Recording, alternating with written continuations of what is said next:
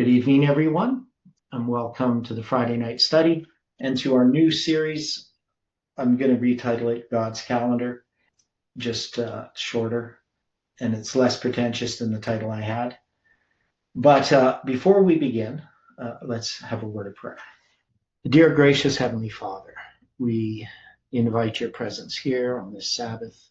We know, Lord, that you have a blessing prepared for us. And even the blessings of this past week, the things that you have taught us, and the experiences that we have had, and the experiences of those around us. We see your Holy Spirit working upon hearts.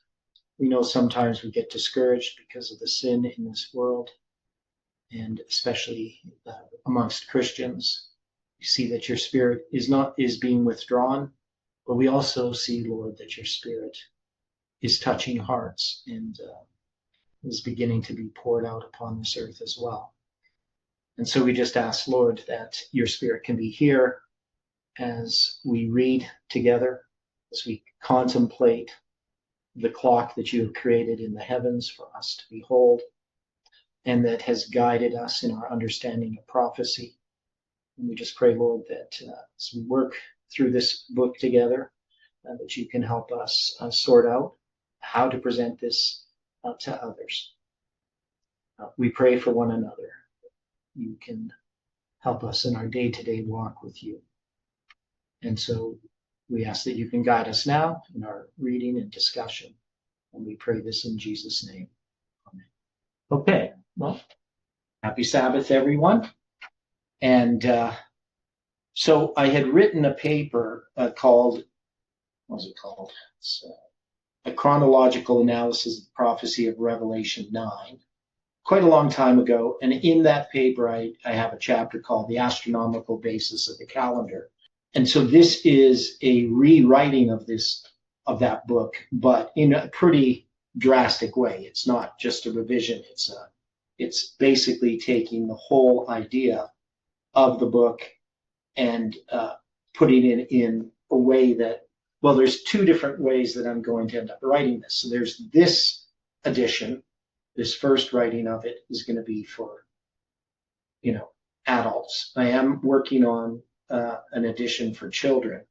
Some people say that would be the one they would want to read, because I want to do one for homeschooled students. So it's like a course dealing with how the calendars work and stuff. So this is kind of in that vein, but not simple language. This is more the style, what I call Victorian English, like Ellen White writes. So a little bit more sophisticated, I guess. And you guys need to give me feedback on this. So I put here, I'm going to have poems of mine starting each of the chapters. And, I know some people don't like poetry, but I like poetry. That's why I write it. And this is a poem I wrote back, I think, in 2004. So it's 22 years old. So it's a long time ago. But this is kind of the theme that I have in this, as you see, as we go through it, dealing with wonder and being like a child in order to receive light and truth. So you'll see as we go through the book. So I'm going to explain a little bit about why I do things the way that I do in the book. So this poem, As a Child I Would Gaze. As a child I would gaze, behold the heavens in a blaze of light and truth, understood only by youth that God alone can guide the paths of wandering stars, while a fool laughs, imagining that this heavenly dance came of itself, and quite by chance. When men of faith beheld the stars, Mercury, Venus, and even Mars, they saw God's hand unfold his plan to guide the faltering steps of man. For the stars guide not our course, or mark our fate by unseen force. What gravity sets the world a spin cannot touch the world within. Look up now in the night, and behold with human sight the divine tapestry woven in heaven's loom for thee. Hear the music of the spheres, never heard by human ears. Take it in with all thy being, become again a child in seeing. Okay. So people can make comments, negative or positive, whatever they want to do. Now, this chapter here, chapter 1, is the one we're going to begin looking at, the architecture of time, and reading the original clock is the subtitle here. So I'm not quite sure about the format of some of this. Some of it I might change. But the section called The Eyes of a Child. Do you remember the first time you truly saw the night sky?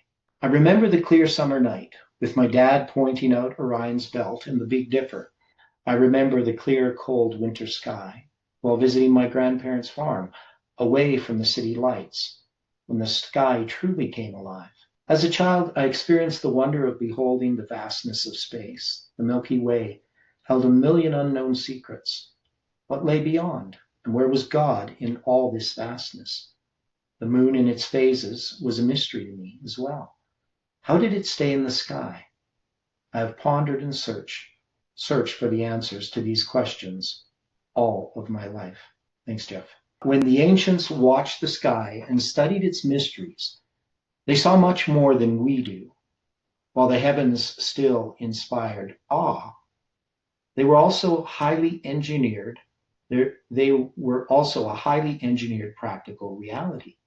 The sky was their calendar, a massive interlocking clockwork. The sun acted as the primary hand of this clock, establishing the fundamental rhythm of the day and dictating the cycle of the year. They watched the sun journey through the great circuit of the constellation, the Mazzaroth. When the sun entered Aries, they knew spring had arrived. Its precise position against the backdrop of the stars marked the solstices, the equinoxes, and the turning of the seasons.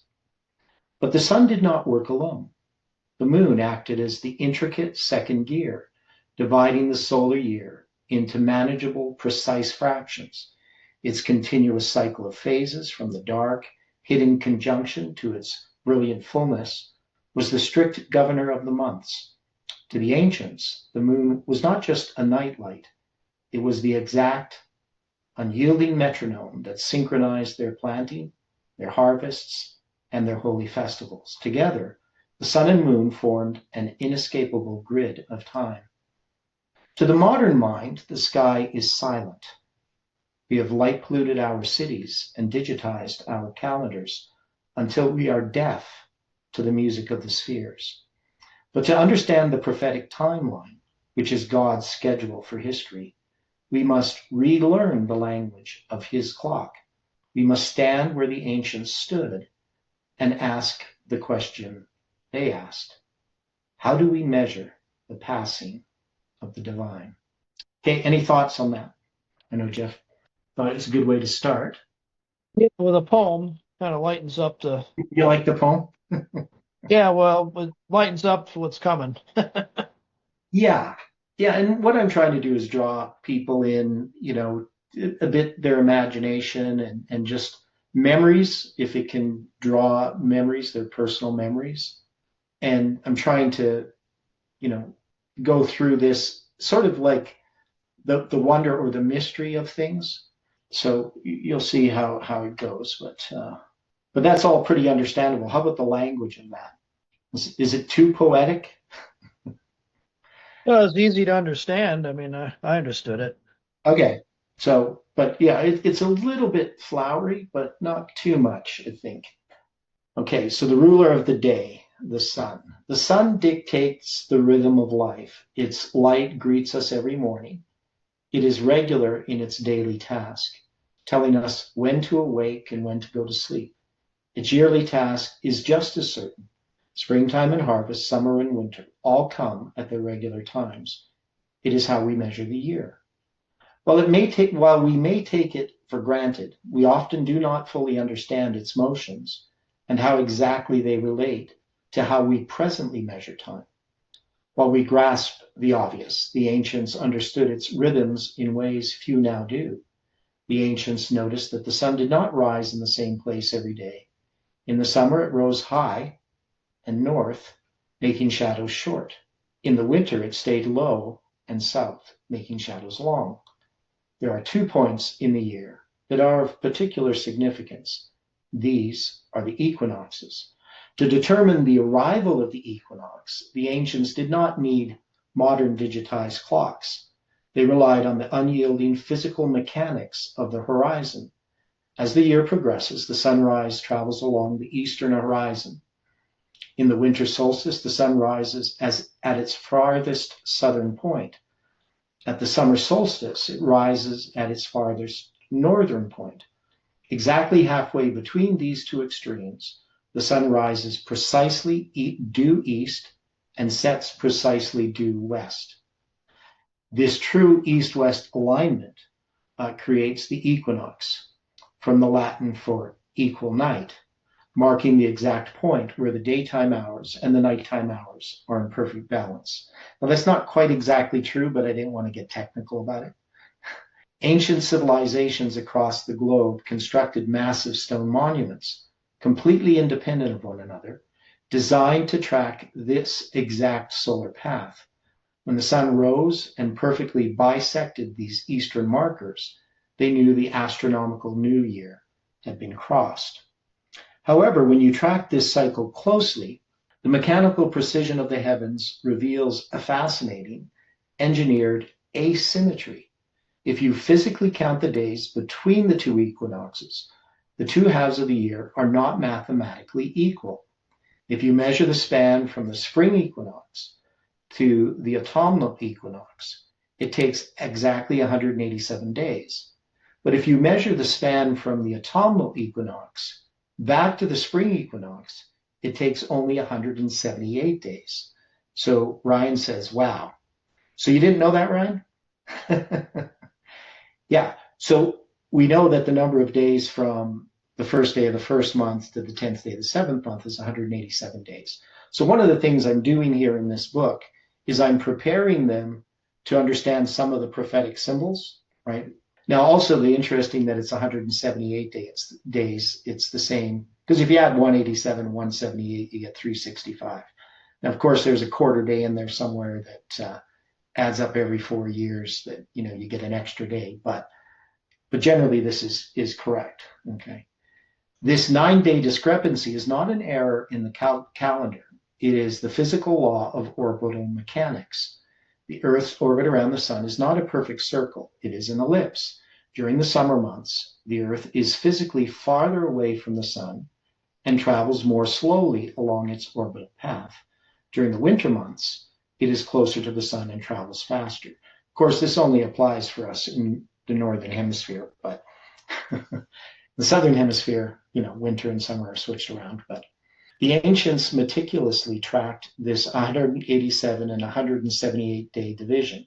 It provided an observable physical constraint in the sky that could not be manipulated by kings or politicians, forming the absolute astronomical foundation upon which the biblical calendar was built. So I have this diagram here, and you can see it's got the autumnal equinox on the left, the vernal equinox on the right, and the summer solstice on the top, and the winter solstice. And then it shows where you have the actual center of the ellipse, though this isn't quite an ellipse. It's not proportional. And then you have the geometric sort of center of it, right, time-wise. And you can see that between the autumnal equinox and so I guess we would start here with, if we start with the vernal equinox, we'll start there on the right side. We go up to the summer solstice. It's 92.8 days. And then from the summer solstice to the autumnal equinox, it's 93.6. So if you add those together, you get 187.4, I believe, right? And then if you look at the other ones, it's just slightly less. It's 177.8, so is that diagram helpful or not? Would people be able to understand that without explanation of the diagram? So the two dots in the middle, what is the two dots in the middle? One's the Earth and one's the sun? No. The two dots in the middle are the actual center of the ellipse, right? And then the other one is I can't remember the name of it, but it's The one to the left is the C one. C yeah. and So G. that's the center. That's that center of that circle, right? But you can Oh, see it's oh. off center. It's off center because it's an ellipse, right? I see. I got you. Right. So with But an ellipse, you can see that it's going to have a farther path. You can see that the lines are longer. So that's like what we call I can't remember what they call that. But it's the, starts with a P. Starts with a P or parallelium or I yeah, can't maybe I say. should put some of the technical terms in there. I just can't remember what it's called. Yeah. But anyway, you can see that it's just it's a diagram to sort of show the mathematical proportions of the days, right? Theodore, you said Yeah. that the 93.6 and the 92.8 that equaled up to 178. 187.4. Well, I just calculated it up. It's at 186.4. Oh, 186.4. Okay, yeah, you're right. That yeah, and the other one is 177.8 or 100 and what is the other one? Yeah, so it's actually slightly less than 100. So 186.4, and then the other one 88.9 plus 89.9. Right, so that's going to be 187.8. Yeah, so I did it backwards. I did 177.8. So it's 178.8 and 187.4. Yes, 186.4, right? That's So if I the, add that's the, 186.4 to that, you get 365.2, right? So almost. the other one was 178.8. Yeah, yeah. So we just generally say it's 187 and 178, but it's almost 179. But if you go on, so if you look at a calendar where it has the equinoxes, it depends on the year because we only count in whole days, right? When it comes to counting the equinoxes. So maybe I should have some explanation in that, just to clarify it. So if you count the spring equinox, which is normally on the 20th of March, and you're counting the actual days to the autumnal equinox, it is generally 187 days, right? And then you do the same thing with from the autumnal to the spring, and it's generally 178. But it can vary, right? Because they're not exact. So they're not exact fractions. An example would likely be very helpful. Yeah, so maybe I'll add something to it in that regard. Yeah, because I add the diagram to be helpful, but then somebody starts adding it up and looking at it and doesn't understand the diagram. It can actually make it more confusing. So either I eliminate the diagram and just leave those numbers, because part of what I'm trying to do with the numbers there is have the person be aware of that 187 days. Now that's an inclusive count as well, right? So, and the other one's not, right? Because if you had two inclusive counts, then you would have an extra day in there. So, but that's generally how it's explained. That's the reason why you got it 186.4, right? Yeah, because of the conclusive. Yeah, the 186 point. Yeah, the foci, the plural of focus. Around, Okay. yes, there. It's the foci. These are the foci. Okay. Now, so what I'm doing here in this chapter is more like an introduction about some of the things that we're going to look at as far as the orbital mechanics. So we're going to address each of these, like we're going to deal with the moon cycle in a lot more detail in later chapters as we deal with like the lunar calendar and then the solar lunar calendar deal. So I have different ways in which I'm going to try to put that together. So the constellations, or as the Jews called them, the Mazzaroth, right? There's another aspect of the sun's course, one largely lost to modern understanding, because it is hidden from our natural vision. During the day, the brightness of the sun hides the stars, making the sky appear empty. Yet, if that light were removed at noon, we would see the sun positioned directly in front of a specific group of stars. As the Earth completes its orbit, the sun follows a fixed path, through 12 primary constellations. So these happen throughout the seasons, right? The patriarchs and prophets knew this path as the Mazzaroth. Because these daytime stars were hidden, the ancients had to be careful students of the heavens by observing the last constellation to rise on the eastern horizon just before the dawn washed it out. They determined the sun's exact location. To say the sun is in Aries was not a mystic fable. It was identifying the precise physical coordinate of the sun against the starry backdrop, marking the spring equinox and the beginning of the biblical year, right? So when we were doing, that study dealing with the Revelation 12 sign in the book of Revelation, and we say that the sun was in September, the sun's in Virgo. That's because when the sun rises and sets, the constellation that is with it is the Virgo constellation. But of course, during the day, when you see the sun, you can't see the constellation, right? And obviously you can't see where the sun is at nighttime. You can just see where it is when it rises and sets. So you have to look at either the constellation just before it sets or the constellation just after it sets. And when it rises, the constellation just, am I doing that backwards? The constellation after it sets and the constellation before it rises. Yeah. Today, when men hear of the sun passing through these constellations, their minds often turn to the Zodiac and horoscopes. But this is a deception. Astrology is a counterfeit of God's original timekeeper. Heathen nations, particularly Babylon, took the mechanical precision of the heavens and mingled it with mysticism, seeking to turn the Creator's mathematical calendar into a system of divination. In its original design, this celestial circuit had nothing to do with predicting human destinies or worshiping the stars.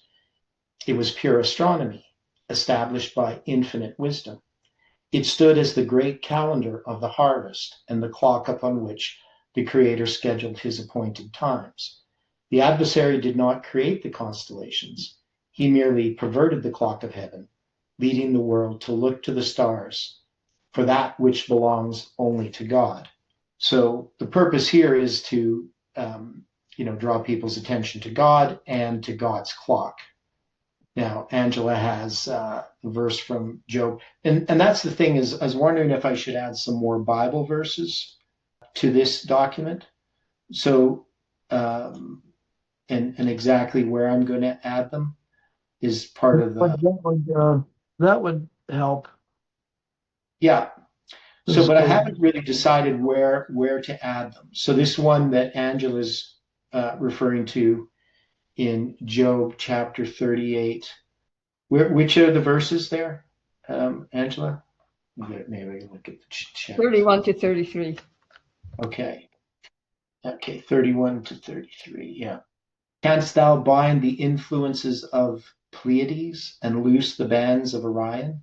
Canst thou bring forth Mazzaroth in his season, or guide Arcturus with his sons? Now, I was thinking what I was going to do with that one is bring it in a bit later in the book, but because I do want to explain some of these, like what this is, right? Because when we read this in Job, it's going to call what we translate as Pleiades is a kemat in Hebrew, or kemats, or kumats, I guess. Kumats. It's got I don't see that vowel there. Kumats or kumats. No, it's kemat. Kema. That's the plural. right? But it's a constellation of 7 stars. And then the bands of Orion. Orion is Kisel, which means fat or silly or stupid. And then it has the Mazzaroth. So we know that that's the Hebrew Mazzarah it comes from, but it's just the plural. In the sense of distinction, some noted constellation only in the plural, perhaps collectively the Zodiac, it says in Strong's dictionary. And then Arcturus, which is Ash, or Ash. But and can you guess what Arcturus is? It's a constellation which we all should know. We call it Great Bear. the Great Bear or the Big Dipper. Ursa Major. Yeah. So that's the Big Dipper, right? Yeah. Ursa Major. There's Ursa Minor too, the Little Dipper. But okay, and knowest thou the ordinances of heaven? Canst thou set dominion thereof in earth? So, but anyway, this idea of 31 and 32, I'm going to have it somewhere in the book. But I was going to do a section more directly dealing with the constellations. So, right, because when I deal with Ezekiel, so I'm going to go through some of the stuff in Ezekiel as well. So this is more an introduction. So, but I have to kind of decide. Those are the hard things for me, like because I don't have all the book written, right? So when I edit it, then I move things around. Okay, thanks for that input. That's really good. You might hate me for asking this, but why do they call it the Great Bear instead of the Big Dipper? Because that's what they saw it as, a bear. Okay. Okay. we call it the Big Dipper. But, the Big Dipper, more modern term for that? No, it's just more an American term. Yeah, well, it's probably more modern. It does look like a dipper. So are you saying I should take the word wisdom and capitalize it, Ryan? Yes. Okay. Is this what the slaves were singing about when they were singing "Follow the Drinking Gourd"? I don't know if you've heard that song. No, I have. No. Where it'll lead us to freedom. No, I've never heard of it. Yeah, I thought they were probably singing about the Big Dipper. Okay, could be. I've just never heard of that story or song or anything. Okay, so the ruler of the night, the moon. Having established the sun as the primary hand of this celestial clock, we must now consider the lesser light. The moon was ordained to act as the secondary gear in the firmament, dividing the solar year into precise months. Its continuous cycle of phases, from the dark conjunction to the full moon, governs this measurement. To the ancients, the moon was the unyielding metronome. Now, I sort of used this paragraph already, right? So I don't know why I have the paragraph twice. I must have copied it. Okay, yeah, so I'm going to have to edit that, unyielding metronome, because I don't want to say the same thing twice, the same paragraph twice. Yet, as we study the sun and moon together, we find a deliberate mathematical friction designed by the Creator. The moon completes its cycle of phases in approximately 29.5 days. If we multiply this lunar month by 12, we arrive at a lunar year of 365 days. But the sun completes its circuit in just over 365 days, so it's 354 days, and the sun completes its circuit in just over 365. So there's 11-day difference, roughly. Here lies a calculated discrepancy of roughly 11 days between the lunar and solar cycles. This is not a flaw in the machinery of heaven. If the solar and lunar cycles divided perfectly into one another, the calendar would be simple, a simple static circle requiring no deep study. Instead, the Creator instituted a complex, overlapping system that demands constant vigilance and mathematical precision. It forces the student of prophecy to look deeper, searching for the underlying architectural framework that binds the sun and moon together into one perfect prophetic timeline. The sun provides the year, the season of the harvest, and the length of the day. But the solar year is far too vast a measurement to manage the rhythmic duties of daily life. We require a smaller unit, a minute hand for the year. Thus, the moon is brought into the great equation. Now, I probably should have that paragraph up at the beginning instead of there, right? So I've got to think about the order of these things, because there I'm it seems like it fits more into that paragraph, but that's what happens when you write. What does it mean by the minute hand? What Well, we're just thinking of the sky as a clock. So the right? sun is like the big hand, and the moon is like the minute hand, dividing the year. Right. Okay. So like we divide the day. I'm just using that analogy. Maybe it's not the best analogy. It could confuse people, but so those are the kind of inputs I need. I wasn't confused. I just didn't know what you. Oh, okay. Modern depictions often present a false mechanical paradigm, illustrating the moon circling the earth like a swift runner making endless rings around a stationary king. The visual illusion obscures the true relationship between the two. If we were to view the solar system from the heights of heaven, looking down upon the sun, the reality of their procession is vastly different. We would not see the moon looping backward and forward. Rather, we would behold two spheres, one great, one small, journeying together along the vast ecliptic highway. Think of it as an elder brother, the earth, and a younger brother, the moon, walking hand in hand down a long road toward a distant destination, the sun. They're not really going, they are falling towards the sun, but anyway, I'm not sure the best way to do that. Sometimes the younger brother advances slightly ahead, drawing the elder forward. Sometimes he falls slightly behind, checking the elder's pace. They weave gracefully back and forth, exchanging the lead, yet both are ever pressing forward. The younger brother never pauses to run circles around the elder. He merely shifts his position within their shared lane. So how is that illustration? Is there different ways that I could describe that? I'm going to describe it in more technical details later on, but I'm just trying to give the picture. Do people understand that paragraph? I'm going to take the sun out here.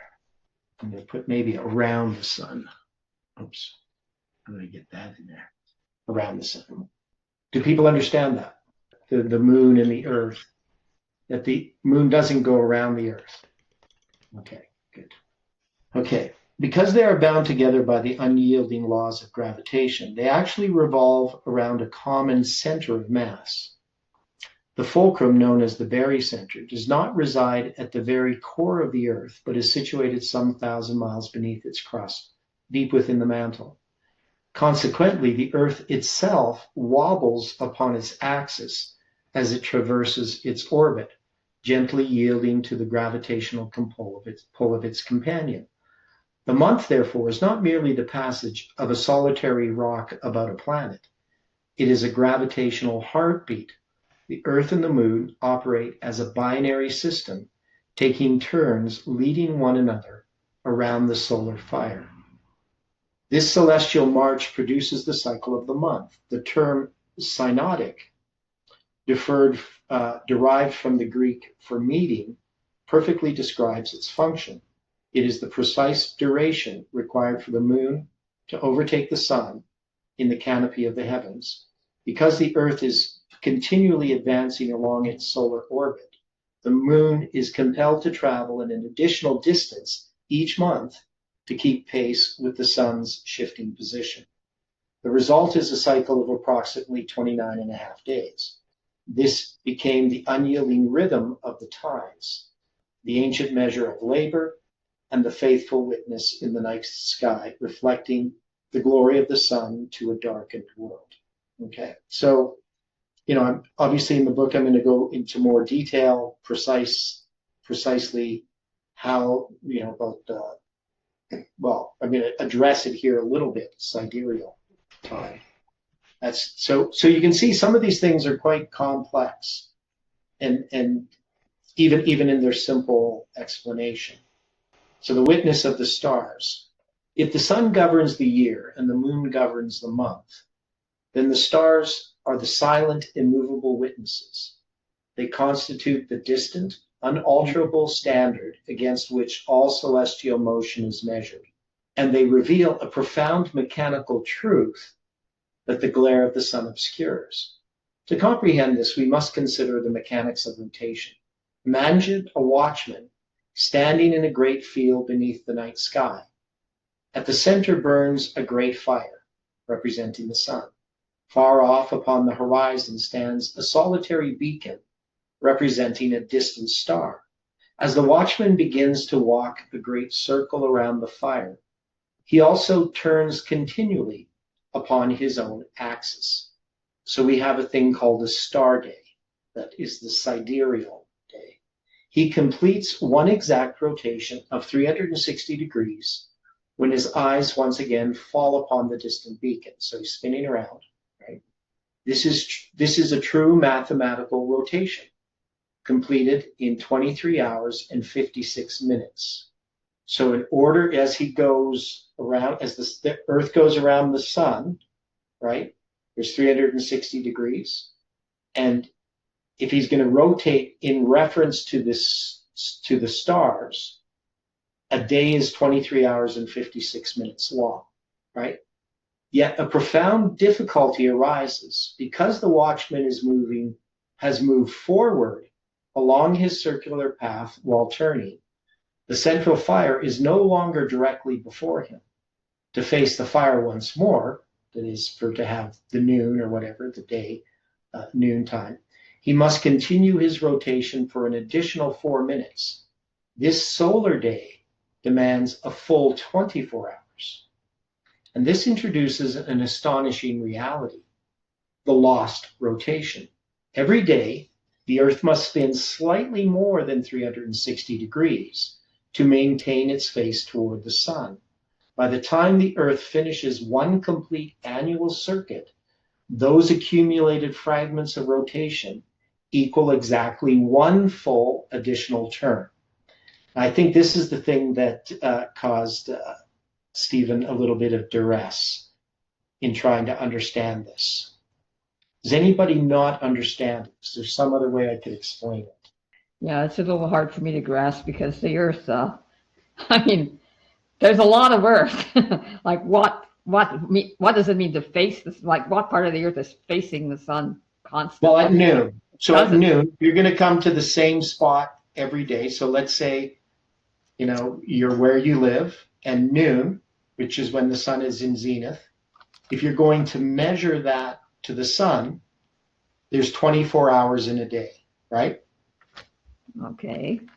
But if you were measuring that day based upon the stars, because you're going around the sun, every day, every sidereal day, that is the day in which you're looking at the same star. So if you measured it by stars, you would find that it's going to be 4 minutes every day short. So a sidereal day is 23 hours and 56 minutes. It's 4 minutes short. Now, if you add 4 minutes, so probably what I should do is show a little bit of the math maybe. But if you have 4 minutes times 360. So if you're looking at a star, yep. You're standing in the same spot and the Earth rotates 24 hours. If you're looking at the sun. If you're looking at a star, it's 23 hours and 56 minutes. Okay. All right.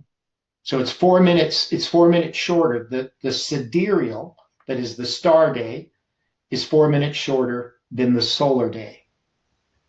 So if you take 360 times 4 minutes, 360 degrees times 4 minutes, you get 1,440 minutes, which is 1 day, right? Mm-hmm. So the sidereal, if you count the number of sidereal days in a solar year, it's going to be 365 and a quarter, right? So they have their days measured by the sun, 365 and a quarter. Rotations measured by the stars is 366 and a quarter. Make sense? Yeah. Okay. Okay. So, I probably need a better way to explain it, right? One of the problems of writing is I always understand everything I write. So it's easy to assume the other people reading it understand it. Though I know I'm trying to explain this in a way that is simple, but sometimes it's not as simple as it could be. Yeah, so Kelly put the math 4 times 360 equals 1440. And so, we can see that gives us an extra day. So there's maybe a way that I could even illustrate that, some kind of diagram. I'm going to put the diagrams in here. But I haven't worked on the diagrams yet. I kind of wanted to go through this and see what people think would be helpful. You got the 144,000 there too. Yeah, the symbol, right, which is the number of minutes. That's the number of minutes in a day. So you can see in 360 degrees that, because as we go around, you get 4 minutes. And so we just use 360. It's the simplest way to do the math. And you can see it's 1 extra day. So why is this distinction vital to the watchmen on the walls of Zion? And what's Daniel 12:3 addressing? That be wise shall shine as the brightness of the firmament, and they that do run into righteousness, the stars forever and ever. Okay, yeah. So why is this distinction vital to the watchmen on the walls of Zion? The scriptures frequently employ a prophetic year of exactly 360 days, comprising 12 months of 30 days. The secular skeptic proudly points to this as a primitive error, arguing that the true solar year is 365 days. But the architecture of inspiration is not merely tracking the shadow of the sun, it is tracking the absolute geometry of the heavens. A perfect circle consists of 360 degrees. As the Earth advances approximately 1 degree per day, the 360-day year stands as the ideal, the integer logic of divine perfection. The 365-day year is the physical reality, the fractional consequence of our present groaning creation.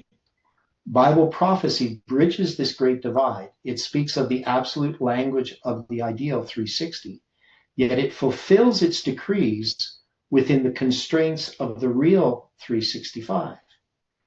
It is the high duty of the biblical calendar to reconcile the two, right? So you see the importance of that, of understanding why God has done the calendar, the sky, the way he has. That's part of what I want to show, is that it's, and we know that when we do like a prophetic year, we don't count like a 360-day year. Some people try to do that to make prophecies fit, some kind of predetermined idea. But we know that a prophetic day equals a prophetic year, right? Or equals an actual year. And a prophetic year is 365. So that equals 360, pardon me. And that equals 360 years, right? So 360 days is 360 years. Hopefully that's clear. The marriage of the sun and moon. To comprehend the necessity of the biblical calendar, we might consider a simple allegory of 2 youths raised from infancy in profound isolation. The first is a young man raised to know only the light of the sun. He is bold and constant, yet he is terrified of the dark. He represents the strict solar calendar, rigid and defining the seasons, but entirely blind to the measures of the night. The second is a young woman raised to know only the light of the moon. She is gentle and attuned to the shadows, yet she is blinded by the glaring light of day. She represents the strict lunar calendar, fluctuating, reflective, and unbound by the solar year. Their separation renders them both incomplete. The youth supposes the world perishes when the sun sets, and the maiden supposes the waking world is but a dream. They remain ignorant of the true reality until they meet at twilight, the perfect momentary balance of day and night. This parable serves as a fitting illustration of the broken systems of modern timekeeping. The modern Western world resembles the youth of the day. We cling exclusively to the solar calendar, the Gregorian, and we know the exact progression of the seasons, but we have lost the appointed times of the moon. Other systems, such as the Islamic calendar, resemble the maiden of the night. They cling exclusively to the lunar cycle. They track the exact phases of the moon, but their year drifts aimlessly through the seasons, completely severing the time of harvest from the calendar date. God's system, the luni-solar calendar, is the perfect union of the two. It requires that the sun rule the day and the moon rule the night, not in isolation, but in divine harmony. The sun establishes the absolute boundaries of the year and the ripening of the harvest, while the moon dictates the precise days and the solemn assemblies. Without the sun, the harvest fails, and there's no provision. Without the moon, the appointed times are lost, and we are left as orphans in time, ignorant of our Father's schedule. Okay, any thoughts on that section? That's a little bit poetic. I stole the illustration from George MacDonald, a book called The Day Boy and the Night Girl, which I read a long time ago when I was a teenager. There was another illustration, which I'm not really sure how to do, which I've wanted some feedback. I didn't write anything on it, but has anybody ever considered the book, The Song of Solomon, that it is actually a description of the sun and the moon and the stars? Has anybody ever thought about that? God's church. Yeah, I've heard of that. That is the sun and moon and stars? I've heard people mentioning that. Yeah, because in the story, there's different ways to look at it. But one way to look at the Song of Solomon is that the beloved is the sun, and the Shulamite is actually the moon, and the maidens and the attendants are the stars. But I wasn't really sure how to use that as an illustration. It was just an insight I had when I was looking at this. And especially when I was thinking about the witness of the stars, right, going back to that, because there's a whole bunch of imagery in the Song of Solomon that actually indicates that that's what's being described. But I left it out just because I wasn't really sure how to use it. The 365. Would that be like a literal 365? There's 365 days in a year, yeah. In the solar year. That's a literal. So the 360 would be like a spiritual. Well, it's an ideal. It's the idealized year, because there's 360 degrees in a circle. They don't put 365 degrees in a circle. Okay. Yeah. So what I'm trying to do for the reader is to set up some of these symbols for when we start dealing with the prophecies, because I'm going to be using different biblical prophecies and histories as examples. So, obviously I'm going to go through Ezekiel in detail, and I'm going to go through the flood in detail and look at the different calendars through time. So the idea of the book is it's going to be quite comprehensive. This is more an introductory chapter. So this is an interesting one. So the chariot of fire, the Zodiac subjugated. Nowhere is the conflict between the idolatry of the heathen and the sovereignty of the Creator more sharply defined than in the book of Ezekiel. When the prophet penned his record, he was a captive in Babylon, the very citadel of ancient astrology. The Babylonians erected great ziggurats to track the constellations, believing that the stars were the supreme dictators of human destiny. Yet Ezekiel maintained a strict allegiance to the divine timeline, deliberately rejecting the named months of his captors and recording his visions using the strict numbered months ordained at the Exodus. In his opening chapter, Ezekiel is given a vision that entirely overthrows the Babylonian system. He beholds a whirlwind, a great cloud, and 4 living creatures, each bearing 4 faces, a lion, an ox, a man, and an eagle. To the modern mind, these appear as arbitrary symbols, but to the ancient Babylonians and the Jews in exile, their meaning was inescapable. These were the 4 fixed markers of the ancient celestial circuit: Leo, the summer solstice; Taurus, the spring equinox; Aquarius, the winter solstice; and Scorpio, the autumn equinox represented in its higher nature by the eagle. The heathen worshipped these points as the sovereign drivers of history. But in Ezekiel's vision, they are subjugated. They are not ruling the universe. They are merely bearing up a firmament above which sits the throne of the Almighty. The Creator is not destroying the celestial clock. He is putting it in its proper mechanical place. He demonstrates that the stars are not the rulers of fate, but merely the wheels of his chariot. This establishes the primary rule of biblical astronomy. The heavens are the dial, not the sovereign. A clock face tells a man the hour, but the clock does not govern the house. Astrology elevates the dial to the position of the master, fatalism, and modern secularism breaks the dial entirely, atheism. Prophecy, however, reads the dial to know exactly what the master is doing. The prophetic watchman looks to the sky not to seek his fortune, but to read the unyielding schedule upon the wrist of the Almighty. Okay. So the precision of the divine schedule. I think that's really interesting.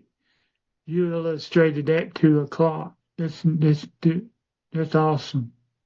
Okay. Hopefully it's helpful, but I have to think about how I'm going to rewrite some of this. But okay.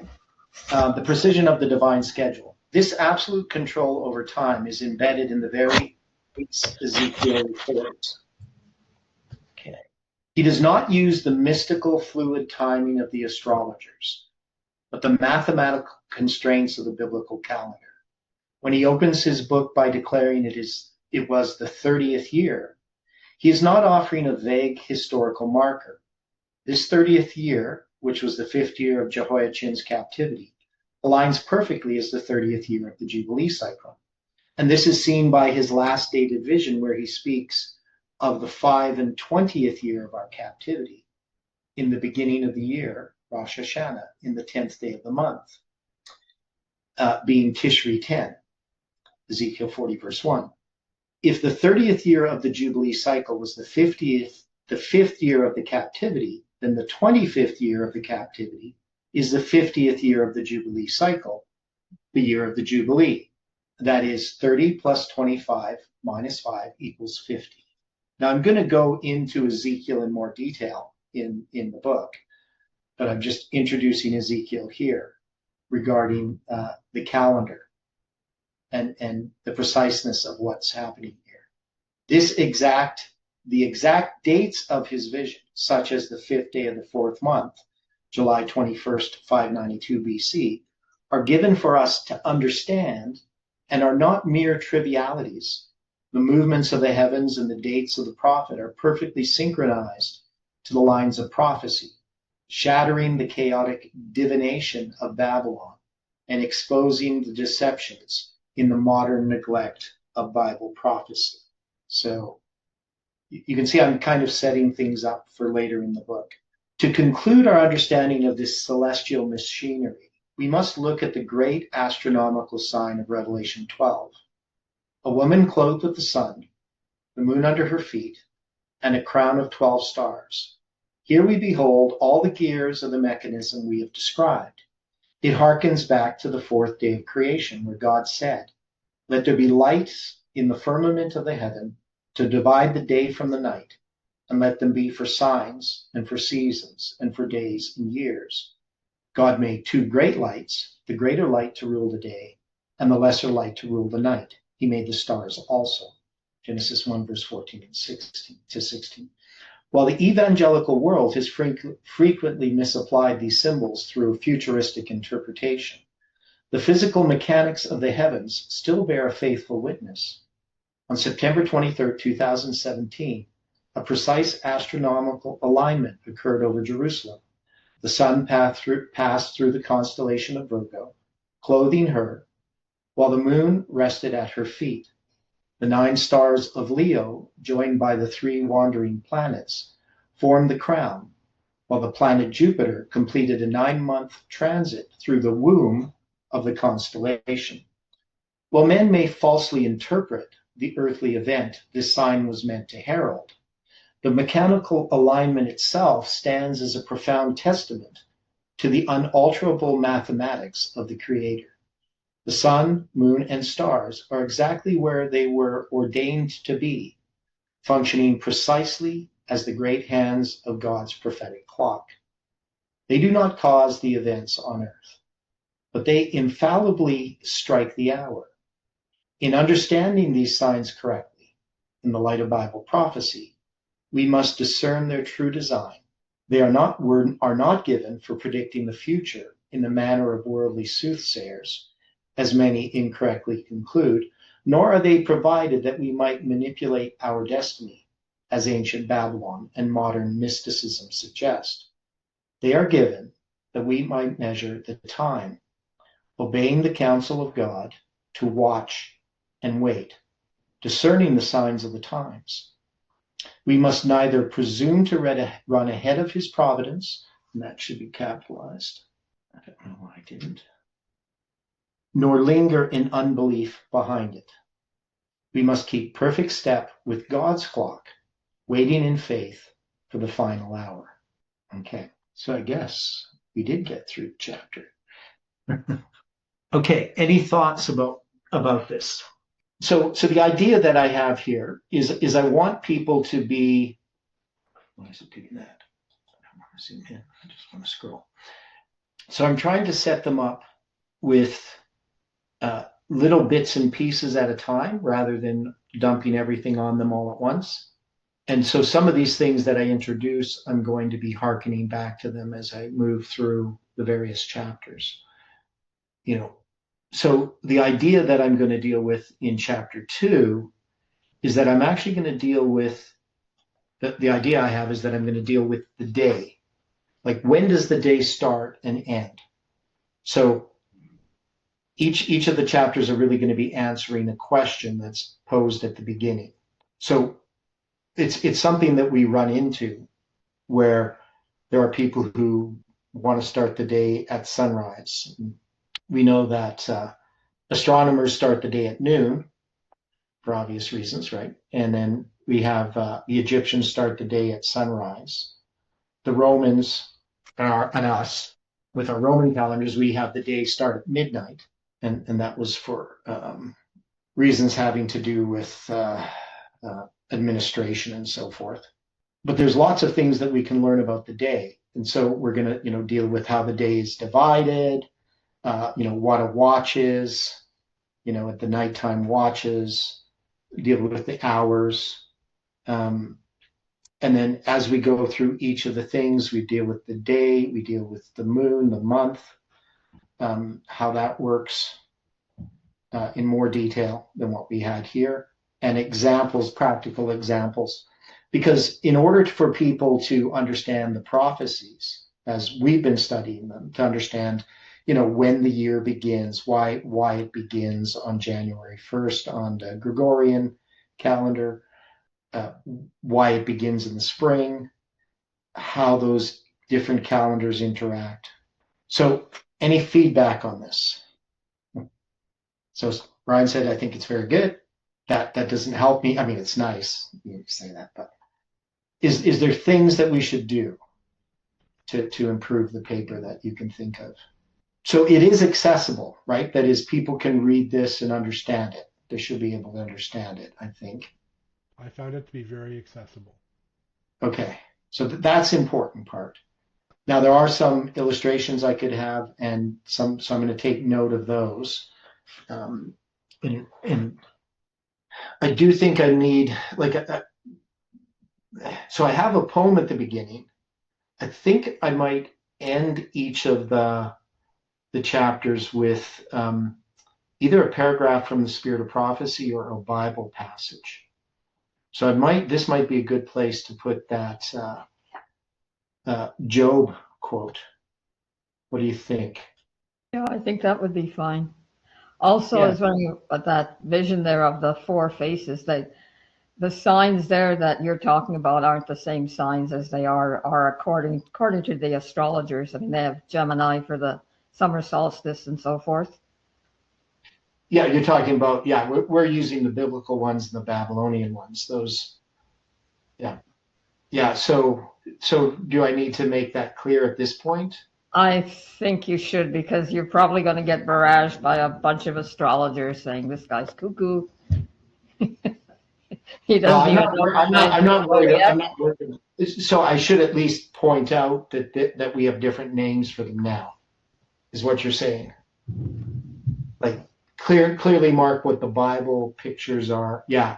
Well, I want to have actually a diagram of some sort. I'm not really sure how to do that though, but and I probably need like the passage from Ezekiel as well.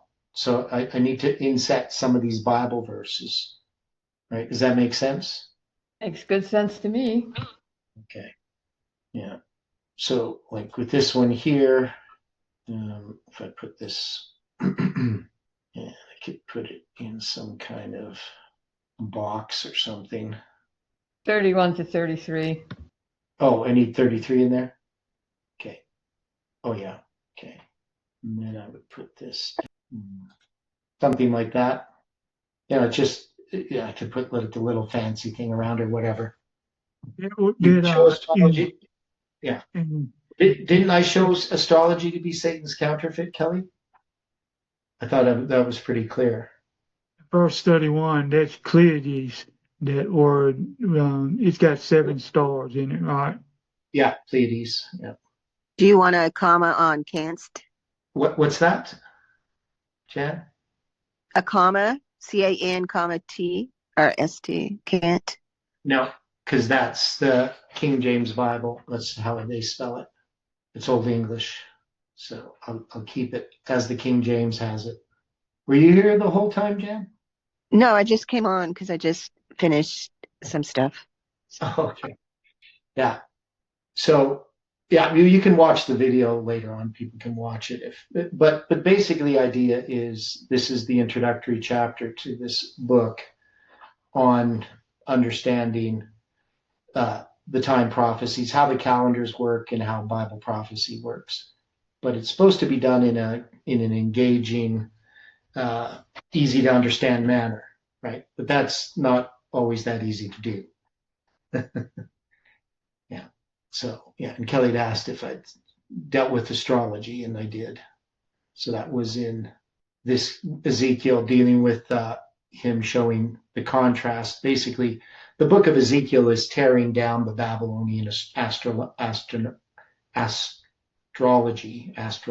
system, right? That's part of the purpose of it. The other thing is this, I'm still trying to consider how I'm going, because I do want to, but I haven't done enough study on it yet, on Song of Solomon. But as I've been reading through it, it's pretty clear the Song of Solomon is actually describing the sun and the moon and the stars as an illustration.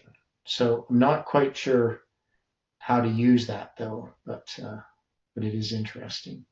Originally, I was going to use that in the part about the day boy and the night girl, which I used that illustration instead of the beloved and the Shulamite. So, okay.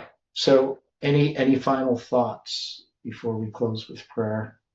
I know some people will like the poems, some people won't, but I've always liked that poem. And I got quite a few other poems that deal with the planets and the stars and things like that as well. For some reason, I've written a lot of poems that deal with the sky. I have one that I'm going to use when it comes to this for the next one for the day, because that poem starts with how does it go? And yeah, that one. It's called The Final Chapter, and it starts with the early summer morning sun, and then it goes through, and it ends with I long to see the setting sun and hear the author's words well done. So that one I'll use for the second chapter dealing with the day, because I'm going to deal with the sunrise, sunset, and all that. Yep. I have a question. Yep. So do you have the sun, moon, and stars as relating to astrological like events of eclipses and stuff like that? I'm not sure what you mean. Am I going to Oh, I deal don't know. with eclipses? I haven't, Yeah, I'm gonna I deal wasn't, with eclipses. Right. This is basically dealing with the calendar, but we will deal with solar and lunar eclipses as well okay. So later I on just in the looked book. up on my little app that when it says sun, it's showing the sign in Luke. And then and I did signs with moon, and it just came up with one verse. So, with all of those, so that's why but it's not necessarily, it's just the words together. That's why I was asking. Yeah, there's tons of verses in the Bible that deal with the sun and the moon and the stars and different types of events in the heavens. So the Yeah, main I thing, understand. Thank you. yeah, the main thing, like if you watch the video, is that I'm basically going through and showing that we have like the sun rules the day, the moon rules the night, and then we have the stars, and how those work together to produce our calendar. But that's just an introductory. So this one was an introductory chapter, introducing the different elements. But then as I go through it, I'm going to show how the sun determines the day, and then we'll deal with the month itself, how the moon works, and then how the sun and the moon work together for the year, and then the different types of calendars. We'll go through, the Islamic calendar, which is totally a lunar calendar. We'll go through the Babylonian calendar and how it differs from the biblical calendar. We'll look at the Egyptian calendar. We'll look at the Mayan calendar. And each of these calendars, they have lots of detail and interactions with them that are fascinating, right? Now, the main thing is it's a pretty dry topic if it's not presented properly. And I'm not sure that, I'm going to do a fantastic job at it, but I'm going to try to do my best to make it readable and accessible.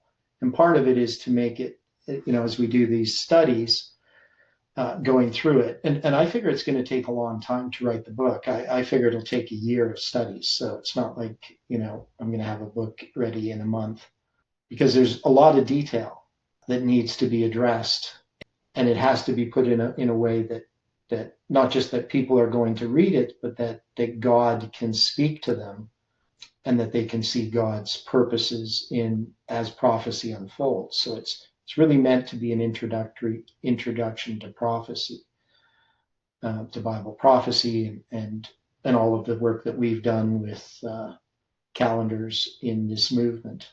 So how it's going to turn out, or how it's going to work. So far, I think, I've written 4 chapters, but the second, third, and fourth chapter I'm completely redoing because I was moving way too fast.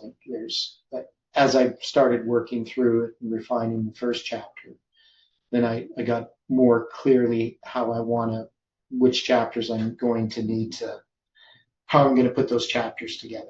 Writing a book is not the easiest thing to do. Having you guys help me definitely makes things easier. Okay. So thanks for that. Do you have, you're going to have maybe one chapter for each calendar or something?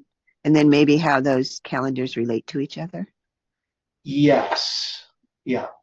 And then I have to have illustrations of the use of those calendars as we've used them in our lines, right? So that people understand the lines better and why those calendars are a witness to Bible prophecy. Yep. And, one of the things that I've worked on quite a bit with AI is figuring out these different lines and the probabilities that they're simply, coincidences. And, I'm going to deal with the dates in the prophetic mirror, the 2520 prophetic mirror. I've already done a paper on that, but I'm going to introduce that as a chapter as well. For those that are familiar with the prophetic mirror probability, it's like, can't remember the probability. It's 6.9 times 10 to the power of 9 or something. So it's 690 billion to 1, maybe, odds that those prophetic are connected to the moon. So the thing is, it has to do with the start of the year. The start of the year for each of those years, like 742 BC, 677, 723, 457, 34 AD. Well, it's not really part of it, I guess. And then 538, 1798, 1844, and 1863. Those ones, the year begins really close to the spring equinox, within a day of the spring equinox, and the chances that happens in that precisely for all of those years in the prophetic mirror are 690 billion to 1 odds. So things like that, if people understand how the calendars work, how to determine the Jewish year, the start of the year, I'm going to go in that in detail, how the feasts work, how they're determined, and then use examples from the Bible where we see those things happening that often are missed. Like one of the ones we found when we were studying through 1 Samuel was when when Saul is seeking to kill David, and there's this feast that David misses. We determined that that's actually the feast at the start of the year, on the first day of the first month. And I don't know anybody else who noticed Amen. that. So, yep. Sorry, I just said question. What AI version are you using? I use different ones. The best one for mathematical probabilities seems to be the Microsoft Copilot. It seems to do the math really well, right? So, because it shows me all of the mathematical calculations step by step. Because, for probability, those are pretty tough things to do. And it helps me set the parameters, like in a really critical manner. So instead of just, me roughly saying, well, how do we define the probabilities of an event are kind of difficult. Sometimes some things are pretty straightforward, but some things there's little subtleties that, a skeptic could say, that's more likely, like, are those events independent and stuff like that. So that program kind of helps with the math. Because even though I like math, when it comes to probabilities, those are long calculations. So it's much easier having a computer do it for you. Let's filter that. Oh, somebody's phoning me. Okay, I don't need to answer that. Okay, I'll let him. That's Mark actually phoning me. I have a feeling he wanted to be at the study tonight, but he forgot. For those of you who know Mark Goen, my student. Okay, so thanks for that. So let's close with prayer. Okay. Dear Father in heaven, we are thankful for the study that we had this evening and for the Sabbath. And we just pray, Lord, that you can be with us throughout this day. We're thankful for the way that you have led us in our experience, of the things that you have revealed in your word. And we are thankful for your faithful witness of the sky in prophecy, that we can know the signs of the times and that we can see the time that we are living in. We pray that you can teach us how to watch and wait and not run ahead and not lag behind. I pray for each one, Lord, that you can bless them in their personal study and that this Sabbath will truly be a blessing to each one of us. We pray for the studies tomorrow, that you can lead and guide in those studies. And we pray this in Jesus' name. Amen.